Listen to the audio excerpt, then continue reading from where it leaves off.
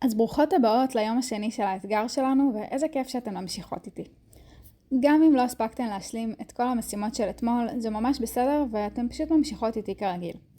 אני מזכירה לכם שמי שנתקעת יכולה למלא את הטופס פנייה אליי, ואני או הצוות שלי נשמח לעזור עד כמה שאפשר.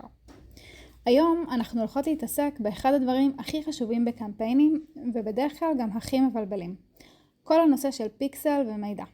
זה יום קצת טכני, יום שבו אנחנו לא מתעסקות בניסוח של מודעות או קמפיינים, אלא יותר יום של הבנה ושיפור תשתית.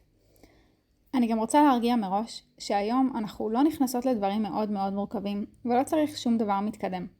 המטרות שלנו הן רק שתדעו שיש לכם פיקסל, שתדעו איפה הוא יושב, ושתדעו שהוא מחובר. זה הכל. אז מה זה פיקסל בעצם? פיקסל זה כלי מדידה. הוא מספר למטה מה אנשים עושים אחרי שהם ראו את המודעה ולחצו עליה. המהלך רגיל, לרוב, הוא שאחרי שלוחצים על מודעה, בדרך כלל מגיעים לאתר או לעמוד הנחיתה שלנו, ושם אנחנו בעצם רוצים שהם יירשמו וישירו פרטים.